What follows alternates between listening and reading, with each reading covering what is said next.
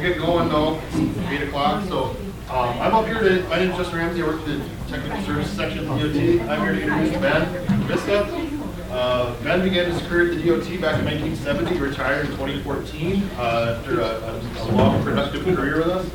And since then, he's been researching and discussing the history of the department for folks like you. So please welcome Ben. Thank you. My goal is to be done by 8:50, but I've got this room following that, and this is an important subject. And if I stretch out a little past 8:50 and you have to go someplace, that's fine. Today is International Women's Day. And I want to take this moment to thank all the women that have become part of or chose transportation as their profession. Because your involvement in this profession that I hold very dear, you've made very great improvements to this profession. So thank you, ladies, for being part of the transportation. We're going to talk about the Highway Department, the beginnings of the Highway Department.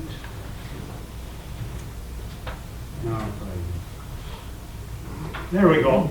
The Highway Department officially began on March 5, 1917, when Governor Lynn Frazier signed the bill that allowed us to receive federal aid.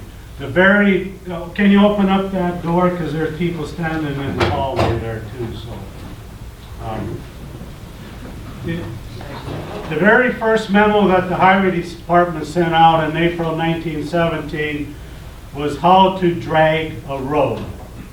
And this drag was made out of wood planks, was pulled by a horse, and the operator would stand on the planks. There we go. But we're going to start in the 1880s, prior to statehood. North Dakota became a state November 2nd, 1889. At that time, roads were not a priority. Griggs County, they formed 12 road districts, and it was kind of based on their school districts. So school districts came first, road districts were then formed. And if you wanted a road in your township, you had to have a petition signed by 2/3 of the eligible voters in order to get a road. Griggs County and North Dakota also had what was called a poll tax. Every man between the ages of 21 and 50 either had to pay $1.50 or do 1 day's labor out in the roads.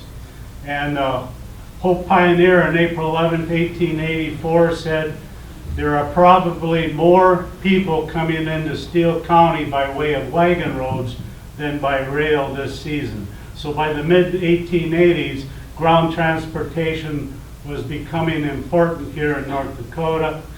This is a location in Griggs County on the Cheyenne River where there was a bridge. There's a little red dot up here that still is in still a structure there, but that's a location of a bridge that was built in the 1880s by petition. In the summer of 1889, the Fuller Bridge east of Hope was inspected by the chairman of the county commission. He declared it to be one of the best bridges in the county. It could carry a train of cars, but those crossing with traction engines, what we would call tractors, moved carefully. As you know, they are very destructive to wood bridges. Well, some of those bridges failed and some didn't. So on the left is in Steele County, southwest of Hatton. It's a bridge across the Goose River. The guy was moving a traction engine, a thrashing machine, and a wagon across, and the bridge went down. The one on the right is the Goose River Bridge at Caledonia in 2007, when we were inspecting Trail County bridges to select one to restore. 1906 was when state of North Dakota established the state engineer position, which is the water commission today. They were initially responsible for irrigation. And the very first biennial report, the state engineer was concerned about roads in North Dakota. And he writes that the result is that the consideration of the subject roads devolves upon men not trained or especially educated along that line, and the resulting systems have reference to local conditions and the broader needs of the state. So everything was local, it was not on a statewide basis. In 1909, the Good Roads Experiment Station was established. They really didn't do anything. They built about a half-mile of road in the Apple Creek bottoms. Even in the 1960s, when that history was written, we could not figure out where that half-mile of road was. We were involved, or that Good Roads Experiment Station was involved with the trolley line here in Bismarck, and they did an upgrade on the section on 4th Street, which went up north, and convict labor was used in upgrading that. In 1911, the legislature passed legislation to require counties to have a county superintendent of highways. But a lot of counties didn't like that, so they amended it to say they could if they wanted. And there were 5 counties that hired superintendents at that time: Billings County, Thorpe Palmason, Burley County, Griggs County, Dickey, and Stark.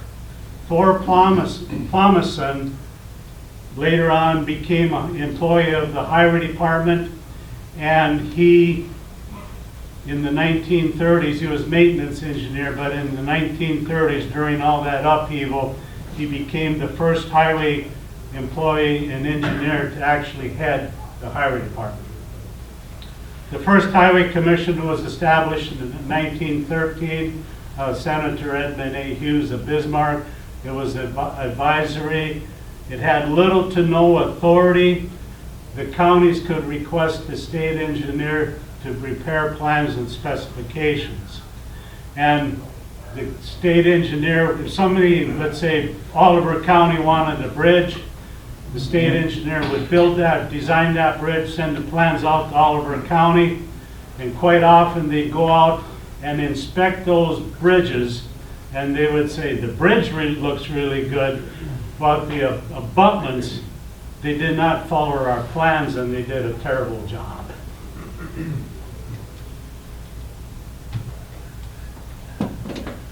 This is the oldest motor vehicle bridge in North Dakota. It is the Goose River Bridge, northwest of Portland, about 1.5 miles. It was built in 1885 in Mayville. In 1914, the state engineer went up to Mayville because he wanted to build a new bridge. So this bridge was replaced, and it was moved to its current location where it's been for over 100 years. And this is one of our bridges that we had restored in our historic bridge restoration program.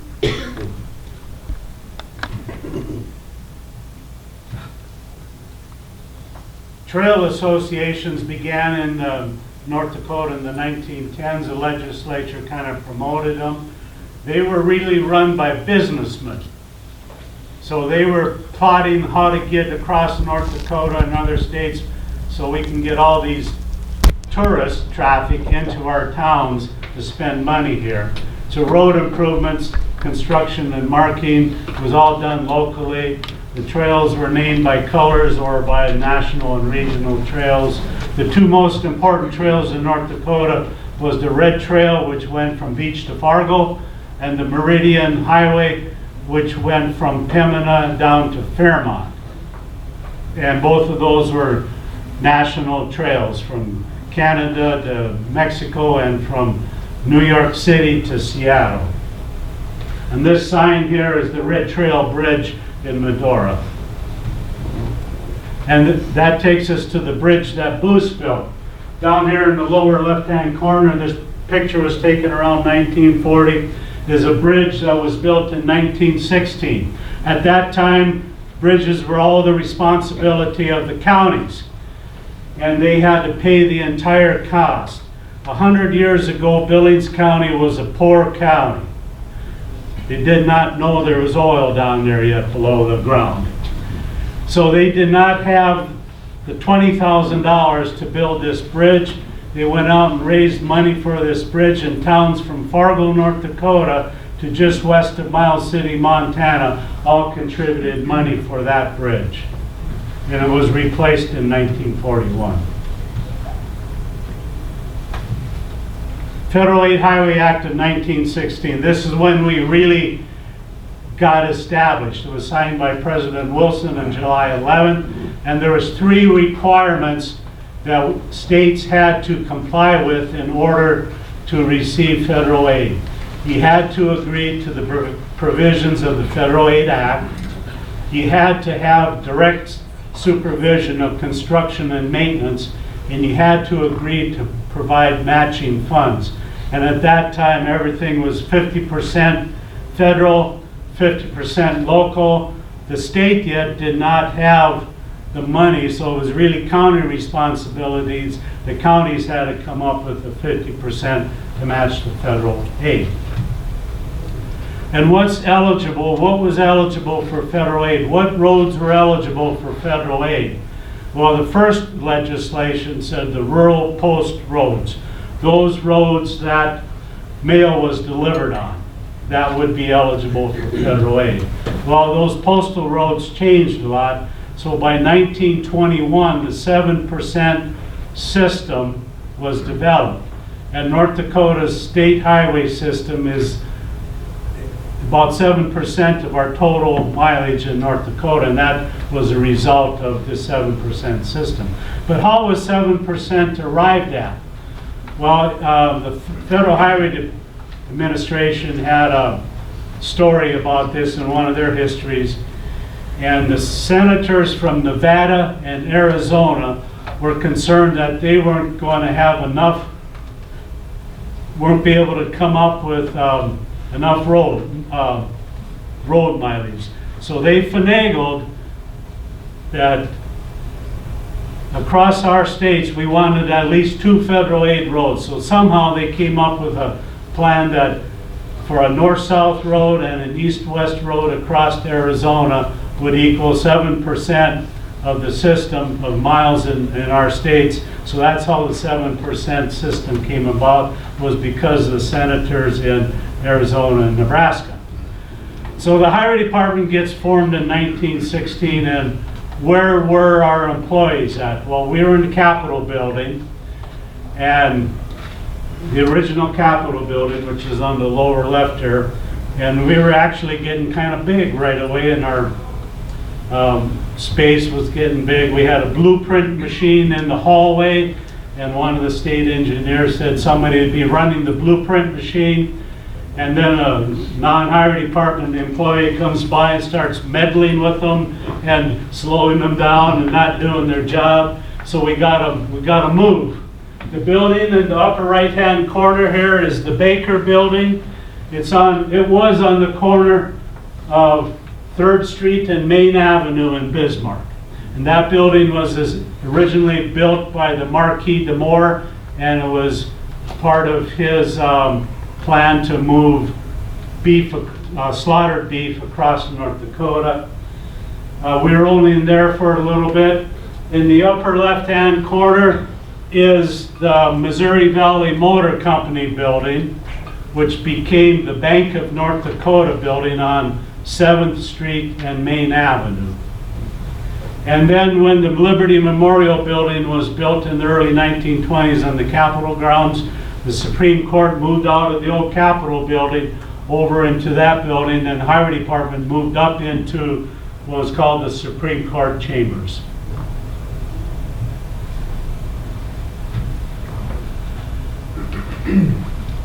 In 1920, we didn't have any maintenance people yet. So our employees, we had 87 in engineering and administration, clerical and bookkeeping, we had 10. Motor vehicle registration, the motor vehicle department actually predates the highway department, but that was brought into us.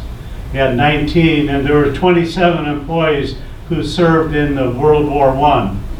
The picture here, this gentleman, his name is Cliff Anfinson. Cliff Anfinson was our first 50-year employee. He started in 1917. He was in World War I. In the middle 1960s, we were going to celebrate Cliff for 50 years of service to the state of North Dakota and Highway Department.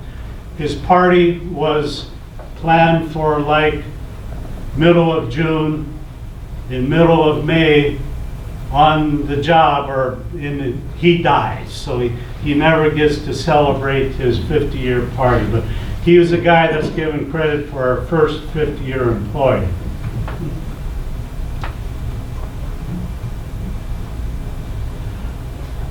Women in the department, we always have had women in the department. This is the clerical staff, and it's in the old Capitol building. In 1919, this picture was taken. In the early days, in that 1910s to the late 1920s, the counties were responsible for everything, essentially. We were just the middleman. So the counties would request projects. And this is the very first project we did. It's in Trail County.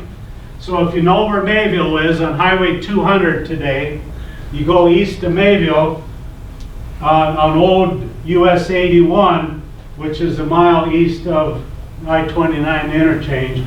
That was the very first project we did. It was a state-funded project, and it was about 7 miles, 7 miles of grading. That was our very first project. It was completed in 1980. Required documents for a federal aid project. One, you had to have a project statement. I think we still do those today, and we call them project concept reports or environmental documents. So all that began right away. Surveys, plans, specifications, and estimates. We're still doing that from day one through today. We're still doing that. And then the project agreement between the state and the Secretary of Agriculture. At that time, the Department of Agriculture was responsible for the roads, the federal aid for the roads, and that ends up changing a few years later. And we still have that agreement when we want to do a project between the DOT and the Federal Highway Administration.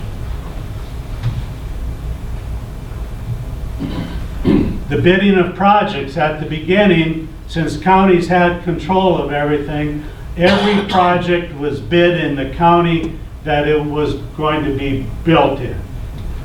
And that got to be a problem because our executives, or people in charge of operating the bid openings, they were going all over the state to do bid openings. And we found that that wasn't working. So by 1926, the governor and the state said all bid openings should be held in Bismarck. So this county courthouse here is the Griggs County Courthouse, and that's still standing today, and the old Capitol building that burnt in 1930. Our very first federal aid project, FAP-1, was in Cass County from Fargo south to Richland County line. And we could not spend federal aid in town. There were some requirements on that. So this project began at about 13th Avenue South, where that is today, and it goes down to Richland County line. And this picture down here is taken around 1940, and it was labeled our very first federal aid project about 20 years later. So this is south of Fargo, US 81 at that time. The very first federal aid project that we completed was in Lemoore County, and it was east and west of Edgeley, and that was federal aid project number 23. So if you're ever down there on Highway 13, and it still follows the same route, a little bit east and a little bit west of Edgeley, you're driving on the very first federal aid project that was completed. Our very first concrete paving projects were in Grand Forks.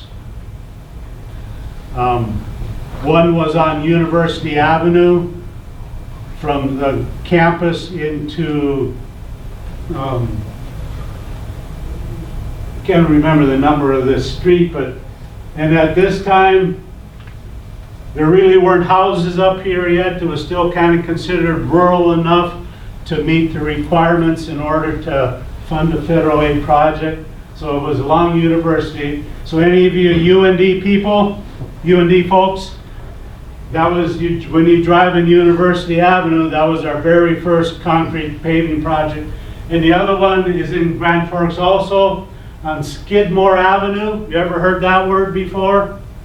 Skidmore Avenue is today's Gateway Drive.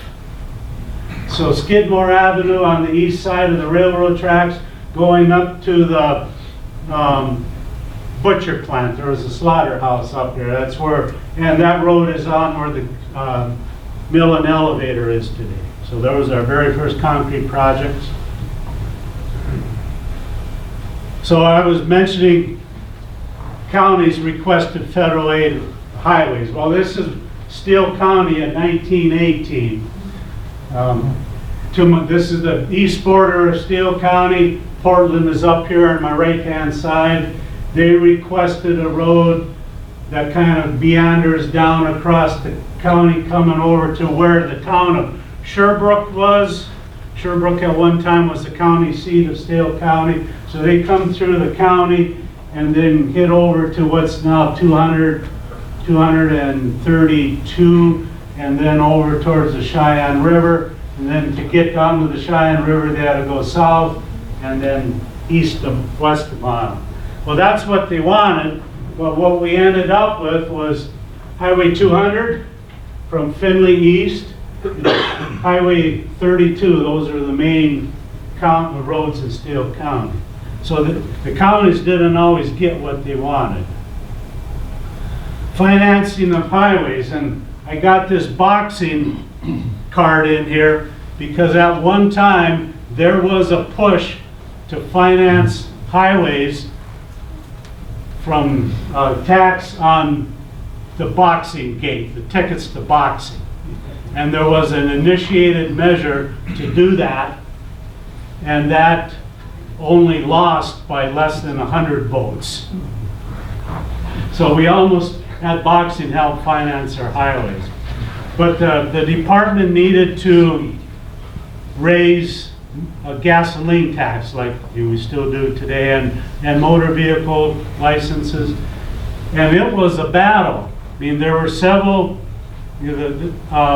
measures that the people had to vote on through referendums to raise the motor fuel tax, the gas tax, and they didn't always pass. So eventually that gas tax does get moved up a little bit. So motor fuel tax has always been our way of financing highways. Materials testing. In the very early days, all materials samples were sent to the Bureau of Public Roads in Washington, D.C. to be tested. So all the testing was done in Washington. Well, in a few short years, the Fed said, this ain't working. Every state has to have their own materials lab.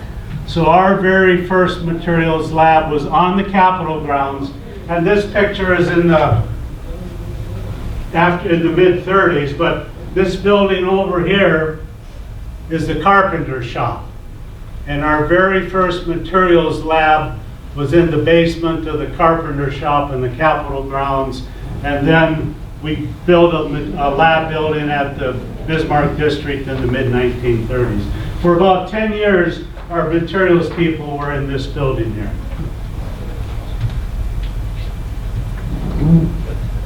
Okay, route numbering and marking. Wisconsin was the very first state to number their highways, and that was in the late 1910s, maybe 18 or so. 1923, the state of North Dakota decided we should do that also. And the person that was selected for that, whose image, and I don't know if this is a good profile of Marcellus or not, but Marcellus Red Tomahawk was the guy that was selected officially, whose name went on there. And during my research, it appears that there probably were options and alternates, or different alternates under consideration, but nobody wrote what they were in any of the biennial reports. And if they were in records, they probably burnt when the Capitol burned. But Marcellus Red Tomahawk was selected. And what is this guy known for? What did he do in around 1890? He was an Indian policeman down in Standing Rock, and they were sent down to arrest Sitting Bull, who was on the Grand River at that time. There was this resistance, and Sitting Bull gets killed, and Red Tomahawk is the guy who's given credit for killing Sitting Bull. Okay, so the next two slides is why was Red Tomahawk selected for the state highway sign? And here we have two world leaders. We have President Woodrow Wilson, who visits Bismarck in 1919. And over here we have Marshal Ferdinand Foch. He was French. He was the commander of the Allied armies in World War I. And he comes to North Dakota and Bismarck in 1922. But during both of those visits, Marcellus Red Tomahawk and a delegation from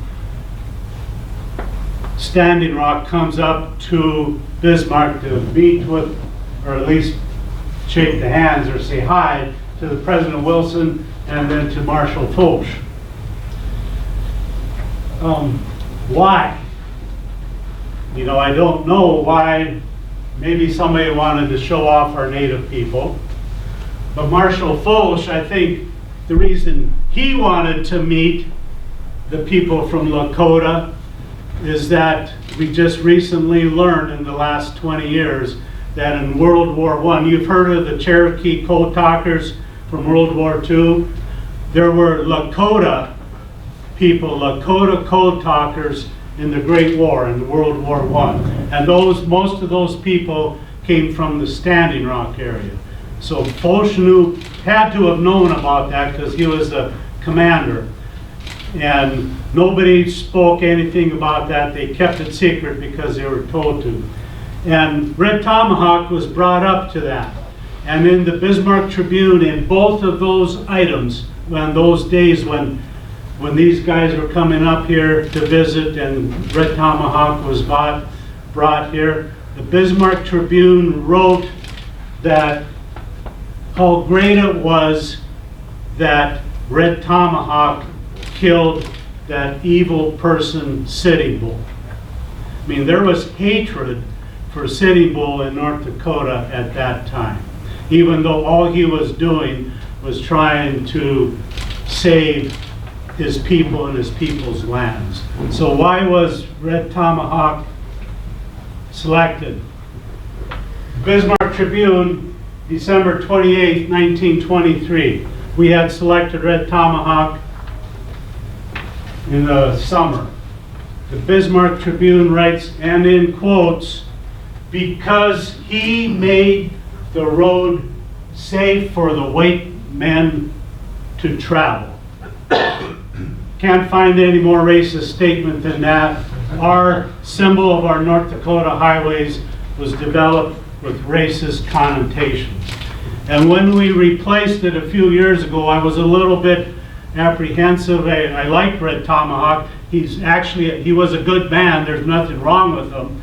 But researching, I found this statement. I'm happy that the department has removed that symbol that was born with racism. The original U.S. highway system, that was established in 1927. And this was the original system in North Dakota.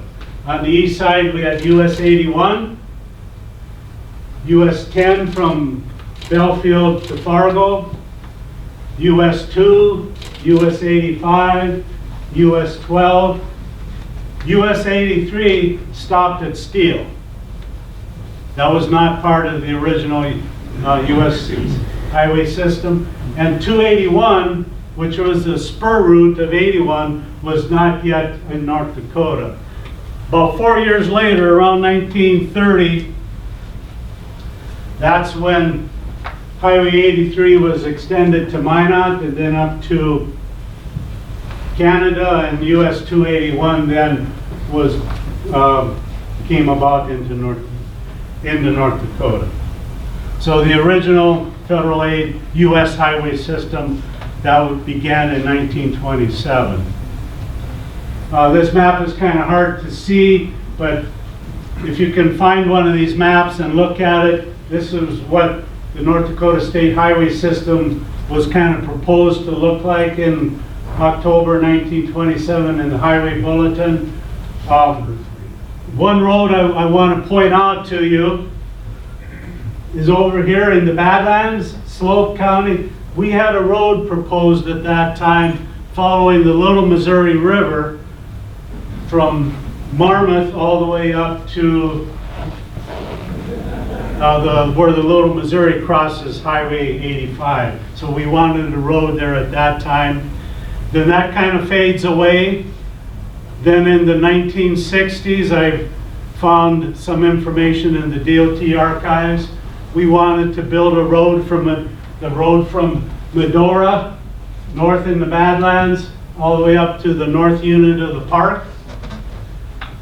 The ranchers wanted the road, but it was going to be a national park that was going to fund most of the road. The ranchers did not want the national park funding the road. They wanted the highway department to fund it because they were, I suppose you could say, they were scared of National Park Service control. The highway department didn't have the money to build that road, so that road never gets built. But there was at least 2 times in our history when we were thinking of building a road there. Sometimes cities fought about where this federal aid road should go. So this is in Warden, Mountrail County, from Newtown, or what was originally Sanish, over to North Dakota 6, what is now US 83. There was a fight between the towns of Ryder and Plaza. The Plaza people wanted the road to go from Sanish north and go through them all the way over to Highway 6. The Partial people wanted the road to go down through, or the Ryder people from Partial down to their town. And this fight lasted about 3 years. The Makoti people said, why don't you just build the road straight from Sanish over to Highway 6? The highway department people told the Makoti people, that's too rough a country. We can't build a road there. So this ends up in the Supreme Court, and the Supreme Court ends up saying the State Highway Commission has the right to designate the location of a state highway. They do not have to ask the county. So this little battle here clarifies that we have control over that stuff. And the route that was selected, well, you went from Sanish over to Partial, north up to Plaza, east to north of Ryder, down to Ryder, over south to Douglas, and over to Highway 6. Everybody got a little bit. And then we also built a connection over to Highway 6 south. Everybody wins. Prior to 1926, a lot of our work was consulted out, and we got consultants in this room here, I'm guessing, today. So by 1926, Governor Sorley and the Highway Department said, we're not going to do that anymore. We're going to have all projects designed by department employees, because this will lead to us building up personnel capable of coping with all engineering problems. The highway department wanted to become, and we did, the premier design entity in the state of North Dakota. We all shown the consultants at that time. I'm a highway department guy, and that's my claim. And we stayed that way until about 30 years ago when Marshall Moore came on board, who was a consultant, and then we started hiring more consultants. And I enjoyed working with the consultants too when I had projects. So this is a plan that the highway department did. It was in 1934. Anybody that's ever been out to Medora and stopped at the Painted Canyon Overlook, in 1928, we built the road from Painted Canyon into the north side of Medora. And where that overlook is, we graded an overlook. And then in the 1930s, we built this overlook, this structure there. And it's a building that's made out of petrified wood and scoria and timber boards, planks and stuff. And that was still there in the 1950s. In 1925, in May, we hired our very first public relations person, Joseph Ermentinger. One of his jobs was to do the Highway Bulletin, which was a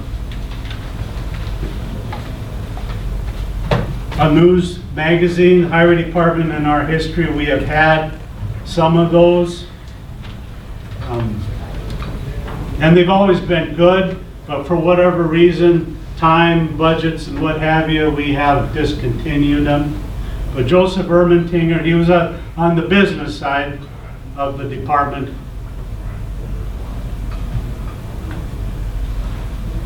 The North Dakota Liberty Memorial Bridge in Bismarck and Mandan that we blew up 14 years or 15 years ago, built in 1922.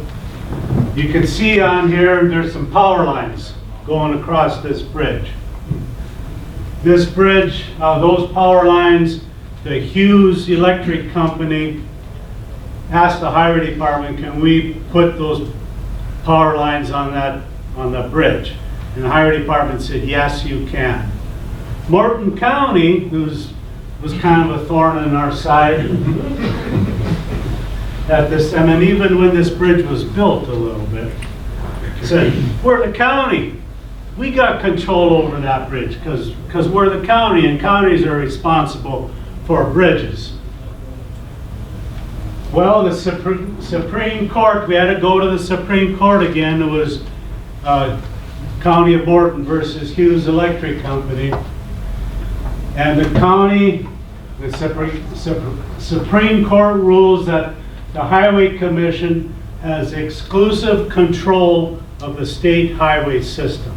So that was a very important ruling that affirmed that we have control of our roadways in the state. But we did not have the authority to allow the installation of any utility. So even though we told Hughes Electric they could, we did not have that authority, and that took some legislation to get that squared away. Roadway maintenance. All of the maintenance was done by local people. Counties, usually a farmer, they were probably hired to do roadway maintenance. Here's a guy with his team of horses pulling a road grader. And that wasn't working because if you're a farmer, what's your number one priority? Farming, your crops and your hay and your cattle. So stuff wasn't getting done. So by January 9th, the 1925 legislature finally said that the highway department can take control of all the maintenance of the roads, highway roads in North Dakota, and that actually began on January 1, 1926. But we had horse patrols, and we had horse patrols, Highway Department horse patrols, up until just around the time World War II began.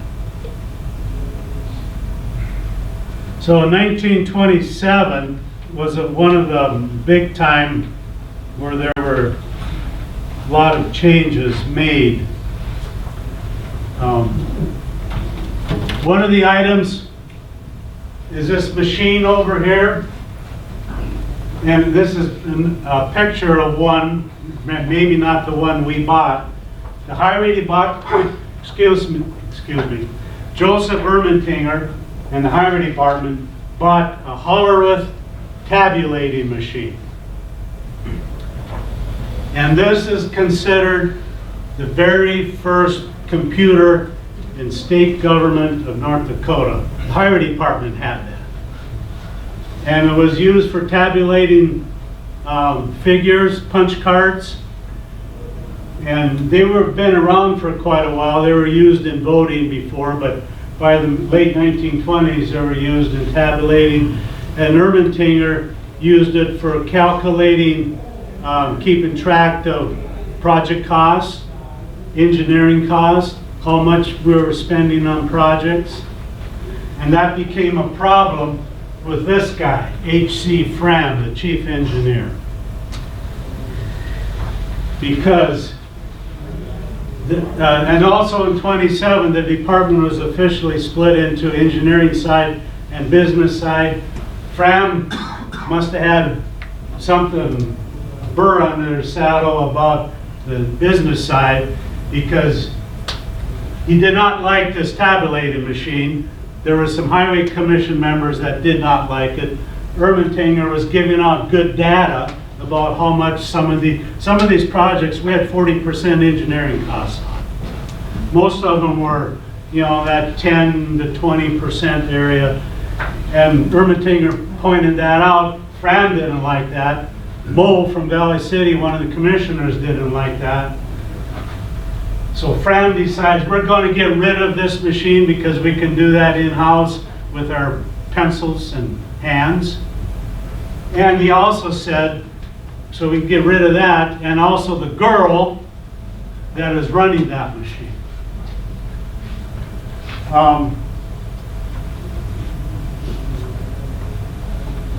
And another, the 1927, the Highway Department was required to have a budget system. So that was the first time when we really had to start, you know, planning budgets and stuff.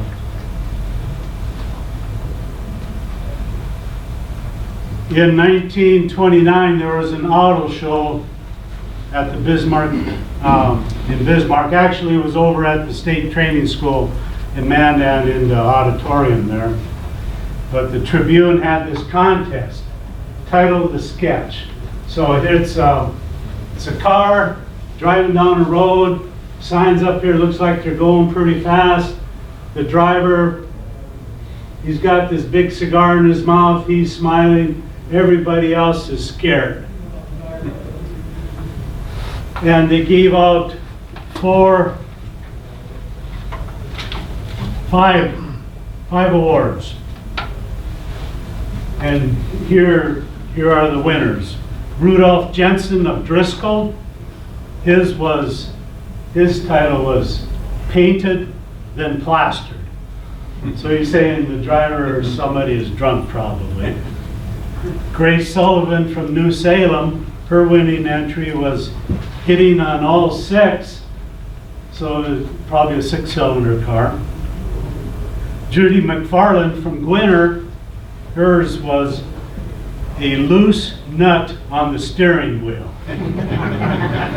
Well, the 4 passengers are scared, and the loose nut, he's just having a good time.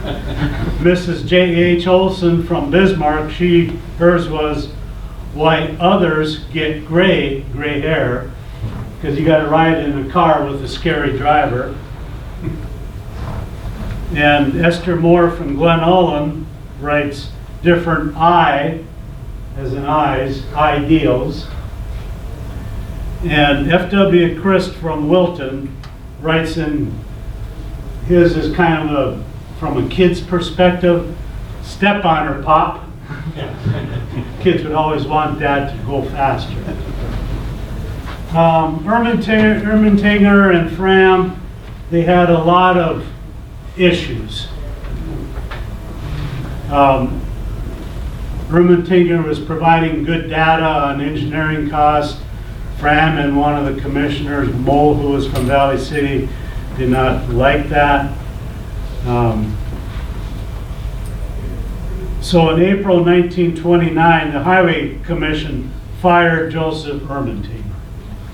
And then, you know, we never really had a good PR person until the 1970s. So, you know, that we were just kind of short on that. So even though we did a lot of promotion, but we didn't really have a separate person who was really promoting and PR the work. So we got that. But Ermentinger, he was a guy who was doing the highway bulletin. When he leaves the building, he takes with him the highway bulletin records and the money in the bulletin account. So he leaves with all those records and all the money. It was $163, which was a pretty good amount at that time. More than a lot of people were getting paid a month. Well, we had to go to court to get our money back. Because those records and that money were not Ermentinger's personal possessions. They belonged to the State Highway Department. And we're just about through here on this one. Counties were, not counties, cities were not allowed to participate in the federal aid highway program from 1917 until January 1930. Cities could not use federal aid on any projects. We had to go around the town. We couldn't go through it with, even though we might have had a Highway 10 coming through Bismarck, we could not the cities couldn't participate in that. But that changed in January 31, 1930. They identified routes that were eligible for federal aid. And those funds could be used for earth grading, oil mix paving, only the center 24 feet wide. So if you had two driving lanes, the parking lanes were the city's responsibility 100%. If we're concrete paving it, only 20 feet wide would work. Curb and gutter and storm sewer, we participated in that, but only where needed for proper drainage, and the storm sewer for local benefit beyond the project is local cost. And I think we're still doing that today, aren't we? If any water people here?